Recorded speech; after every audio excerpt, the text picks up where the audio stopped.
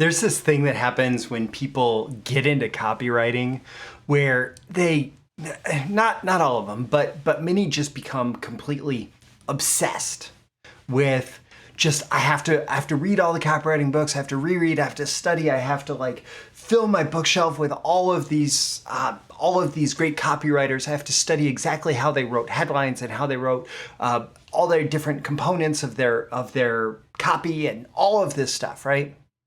And it becomes this treadmill where you're just running and running and running, trying to consume as much information on copywriting as possible. And for some people, they use that as a way to actually stop themselves from taking the action to become a copywriter, to become actually a working professional copywriter, to get paid as a copywriter, because they always feel like there has to be one more and one more and one more and one more. And what I want to say, like I want to approach this from a couple different angles today. Number one, you don't have to read all the copywriting books before you're going to become a successful copywriter. In fact, I know great copywriters who've read very few, if any, copywriting and marketing books. I also know great copywriters who've read a ton. So I'm not saying you'll be terrible if you read a ton of copywriting books, but what I want to say is you don't have to let it stop you from going out there and being successful. But also, what I want to focus most of this episode on is this idea of not limiting yourself, not limiting your learning to copywriting and marketing, as important as it is to, for example, follow channels like mine, podcasts like mine, read books like mine, and to consume information about copywriting and marketing. It's also important to branch out. And so that's what I want to cover in today's episode. Let's start with studying copywriting and marketing is limited. I believe, and this is based on working in copywriting and marketing since 2005, you can learn most of the fundamentals that you'll use for your entire career in marketing in 1 to 3 years. And like that's laying the foundation. It doesn't mean you're going to become great in 1 to 3 years. It means that you're going to learn the fundamentals, the basics, like the skills that are required to succeed within 1 to 3 years. And then you just need to go out there and go do the work. I mean, for me, it was like within 5 or 6 months of discovering that I was even excited about marketing and especially direct response copywriting, I got a job as a copywriter. Now I was well supervised, and so I was able to not have all the skills necessary to succeed while also being successful in the limited role that I had, right? But that was 6 months. And I think that at most, you want to study for 1 or 2 years. You want to learn this stuff for 1 or 2 years before you really go out there and try to make it what you do every day on a daily basis to get paid, to make your living. And then I love the concept from professional sports of spring training. And that's where, all these people who are at the pinnacle of their sport, they go to some kind of training camp, and it can be in the spring. It's the off season, right? It can be in the spring for summer and fall sports especially. But they just go back and they practice the basic skills. They practice the fundamentals, right? And this is the stuff that you learn in the first 1 to 3 years. And you take somebody who let's say plays football, and we'll say soccer football, or you take someone who plays football, American football, right? You take somebody who plays one of those sports, they probably learn the fundamentals for those sports. Or hockey, my son's playing hockey for the first time this year. You learn the fundamentals in your first season in these sports. And yet, you take someone who is an absolute pro at these sports, and they're going to practice the same skills. They're going to do many of the same drills. They're just going to do it from a different level of understanding when they're doing it in the spring training every year, and they continue to grow those fundamentals. And yes, like one of the reasons we continue to learn copywriting and marketing is because things change, right? But marketing changes very slowly. It changes as media changes, but even that, there are usually underlying principles, the fundamentals that apply across media, that apply whether you are offline, online, on social media, on a website, in email. fundamental principles are going to remain the same. It's just how do you apply it to media? And so some ongoing learning can come from that, but a lot of that's going to come from experience in the marketplace. The downside to being really focused on the ongoing learning is when you get obsessed with a topic like copywriting and marketing, you can end up with this tunnel vision that really limits your ability to really connect with your audience, to connect with your market. And unless your market are people who are absolutely obsessed with copywriting and marketing, well, even if it is, you're still going to struggle to connect with them on anything other than the pure skill of that. And the reality is that is one of the least valuable ways to connect with people. So if you're going to stop learning copywriting, stop learning marketing, what's the number one thing you can focus on learning instead? Psychology, and especially emotion. Man, I go through way more psychology books per year at this point than I do copywriting and marketing books. I'm still learning. Like just the other day, I got another marketing book in the mail. And so I am still learning copywriting, marketing, but right now, before I was recording this episode, I was going through a book on psychology and a book on growing yourself as an individual, doing your own work on yourself, right? And understanding how you work inside, how your thoughts work, how your feelings work, how our minds work, how we relate to people, understanding all of that and the constant struggles that we face in just trying to live a happy, healthy life. Well, that's going to be way more powerful when it comes to connecting with your audience, pretty much no matter what it is that you're talking about, right? Even, for example, I used to sell IT training, and that's about getting ahead in your career. Oftentimes it's a very technical skill that someone is learning, and the perception of that entire market is that they are very logical, technical, focused people. But the reality is they're just as emotional as everybody else. They may be even more emotional because they try to repress and suppress their emotions. And so they don't know how to deal with it. And so they can't actually process the emotions, right? But if you understand that, somebody is buying that training because they don't feel like anybody respects their skills, and so they need to get the certification, and they always feel like they've struggled to get respect in life, not just in their career, but from people who they thought loved them, etc. Like all of that, wow, suddenly we're connecting with that person on a whole different level and tapping into the deeper motivation that's going to actually lead them to buy. And so understanding things like our brokenness, our shame, our insecurity. One of the very first business videos that I ever added to my YouTube channel was "We're all effed up, broken, and insecure." And I'll make sure to include a link in the description to that video. It is NSFW, it warns that. But yeah, like we all struggle with these feelings sometimes. And the more you can learn about it and understand it, the more effective you're going to be in connecting with people, regardless of the topic that you're actually talking to them about. And importantly, for yourself, but also for your market, as much as we're moving away from those negative feelings, we're trying to move towards positive feelings, towards feeling better, towards feeling joy, towards living a fulfilled life. And so understanding also how to feel better, not just the negative stuff, is going to make you a more effective communicator, a more effective copywriter. Now, don't stop there. Don't stop with just, okay, you learn the fundamentals of copywriting and marketing, you learn some human psychology. Like going back, Gary Halbert said that marketing actually boils down to two things: behavioral science and math, or behavioral psychology and math. Meaning, if you understand why people behave the way that they do, what gets them to behave in certain ways, as well as the math of actually managing a direct response campaign, understanding response rates, understanding ROI, understanding statistical significance when you're doing split tests, understanding all of that. Well, if you understand the behavioral psychology and the math, those combined will make you a great marketer.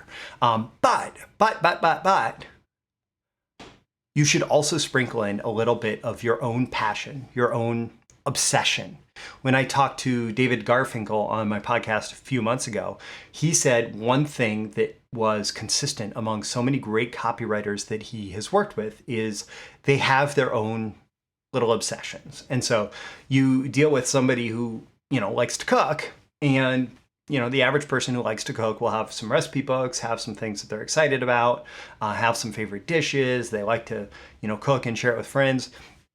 A copywriter will figure out like what's so important about all the ingredients and all the spices and the best place to source for each spice. And, you have Gary Bensavinga, who has fresh pressed olive oil, who wrote pages and pages and pages and pages that will convince you that any other olive oil you've ever drank has been doing a disservice to your taste buds if it's not fresh pressed and delivered to you like within a very short period of time after having been pressed out of the olives in Europe, right? And you get this obsession with different topics, and that makes you more interesting as a copywriter because you can follow those paths. And sometimes you might get obsessed about something you learn about through a client. Sometimes you might get obsessed about something you learn about just out of personal interest that seems to have nothing to do with copywriting, right? But you get obsessed about these things because of the passion that you feel as you go down those rabbit holes. And that energy will come through in everything that you do. So for example, like this year, one of the things that I feel like I'm finally moving forward with is this thing that I've been sitting on for years and not even talking about. But I've been excited about storytelling for a long time, but never felt like I was really a fiction writer or a novelist or anything like that. Like I could write a novel, I think, but I don't know how good it would be. But I've used plenty of storytelling in copy. I've studied storytelling for copy. I've studied storytelling in the context of like screenplays, etc. And also I've been studying recently storytelling in musicals. And I never thought of myself as someone who would write a musical, but at this point I actually have what I think is a very powerful idea for a musical, and I'm going to work on the book, which is the underlying story, and I'm going to work on the lyrics and see where that takes me. And this is just pure passion, pure excitement. And perhaps at some point get someone who is better with actual music composition than me to help me turn it into the music that would be able to be something that a producer could take and put on stage. And so that comes from my own personal excitement around storytelling and writing, but also music production, because I have a good sense of music, even if I'm not great at playing music. And I've made music for a long time. That's mostly been something I've kept to myself, but this feels like something that has that passion and excitement behind it in a way that most other projects haven't for a long time in those fields. Also, my own personal examples go into money and finances, which I used for a long time to run a successful financial copywriting career, working with many of the best financial publishers in the business. Meditation, breath work, that's mindfulness, that sort of stuff has been, it borders on psychology, but it's been something that's been a passion of mine for a long time. Fitness is something that I'm excited about, I'm passionate about. And those are my own little rabbit holes that I've gone down around this. But what I want to say is like all of those things, all of those interests can make me a more interesting copywriter. And if I, for example, talk about something having like, there's probably a whole segment of my audience that's into musical theater, whether it's, recently excited by things like Hamilton, or somebody who's been into it for a very long time, who knows like Oscars and Hammerstein, who, and I'm not a theater historian by any stretch of the means, but I've been moved by various musicals, and it's something where I feel just a connection, that there's a particular story that could be told in that particular way and be incredibly compelling. And I probably have a whole segment of my audience at this point who's going to see me in a different way because of that connection. And it's a richer connection. Another thing for me that I don't have in my notes here is ADHD. When I talk about ADHD, when I talk about having been diagnosed as ADHD inattentive as an adult, and some of the things that I've struggled with before and after that diagnosis, that's something that so many other people have connected with. And these things, they make me a more interesting marketer because I'm not just obsessed with 101 headline formulas, right? So As much as I try to make breakthrough marketing secrets about copywriting and marketing, I cannot help but stray into these other areas because I know that you're going to be a better copywriter. Like head to head, a copywriter who just studies all the copywriting classics and somebody who went through those copywriting classics and got the fundamentals, but who is way more broadly read, way well read in their various interests and passions and excitements and obsessions. I will give the control. I will assume that that person who has the much broader interest base is going to beat the control way more often, or is going to win in a test way more often versus the person who is just studying copywriting. So if you want to become a great copywriter, number one, it's not just about copying. It's not just about learning like, oh, this is John Capel's style, or this is Gary Benzavingo's style, or this is whatever, and I'm going to copy it, right? Or, more modern copywriters, you can go off that. Right? It's not just copying, even though it's called copywriting. It's about being interesting. It's about writing interesting things in interesting ways, and connecting with your audience on that level. And there are some things that you can do, like make an offer that is an expression of a fundamental of copywriting and marketing that will make that more effective, right? But if you don't write about interesting things, it doesn't matter how well structured your copy is. If you don't write about interesting things, it doesn't matter like what your offer is. If you can't engage your audience, engage your readers with something that compels them to read or listen or pay attention in whatever media, then it doesn't matter what it is that you're selling. And the way that you be interesting, and this, there are people like Dale Carnegie who've taught this for a long time in terms of just social interactions, but the same thing applies to writers. The way that you be interesting is to be interested in lots of things, to follow your interests, to follow your passions, to follow your excitement, to follow your obsessions, to learn about topics, including the humanity of your market, your people, right? Understanding people, being interested in people, makes you more interesting to people. And there's a good book in this regard. I actually just wrote an email to the author, Denny and said, is there a better place to get this than Amazon? Because the way that Amazon pricing works, the price often gets jacked up a lot because it's out of print and limited quantity. But the book is called Method Marketing, and it's by Denny Hatch. And it's based on the same premise as method acting, that if you get into the mind of your character, you'll be able to deliver a more compelling performance. Method marketing is if you get into the mind of your market, you'll be able to communicate with them in a more compelling way. And that starts with just getting inside the human mind and understanding how our minds work as human beings.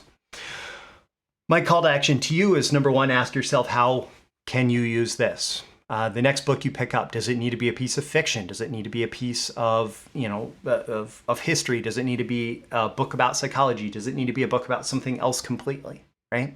How can you use this? And make sure that you like and subscribe so you get more content like this delivered to you, sometimes very focused on tactical, technical copywriting and marketing skills, and sometimes much broader or based in principles and strategies for being a better copywriter, marketer, and entrepreneur. Now, if you want to be a professional copywriter and make a good living as a copywriter, yes, you need to develop the skills, but there is one book that I strongly recommend you grab, and that's my book, The Copywriter's Guide to Getting Paid. This is not about the skills of copywriting. It is a book about the business and career of copywriting. So once you have the skills, how do you turn that into paychecks? How do you turn that into jobs? How do you turn that into businesses? How do you turn that into financial success? And The Copywriter's Guide to Getting Paid is all about that. That will be the first link in the description. I will also include a link to Method Marketing by Denny Hatch on Amazon with the warning that the price is often inflated. I will link you to the best price that I can find. And I'll include a link to that video, We're All Effed Up, Broken, and Insecure, which again was one of the very first videos that I ever put on my channel specifically for business. But again, it was about psychology. So in that regards, I haven't changed much, I suppose. But I'm Roy Furr. This is Breakthrough Marketing Secrets. I'm here now every day, and in every episode, I'm trying to help you become a better copywriter, marketer, and entrepreneur so that your copywriting, marketing, and entrepreneurship will be more effective at bringing you the success that you want. I will see you again in tomorrow's episode. See you soon. Bye. Thank you once again for tuning in to this daily episode of Breakthrough Marketing Secrets. Remember, check out the links with this episode for even more value. Now make sure you like, comment, share, subscribe, and engage in every way you can to keep this show going and growing and delivering daily value to you. I'll catch you soon for your next big breakthrough.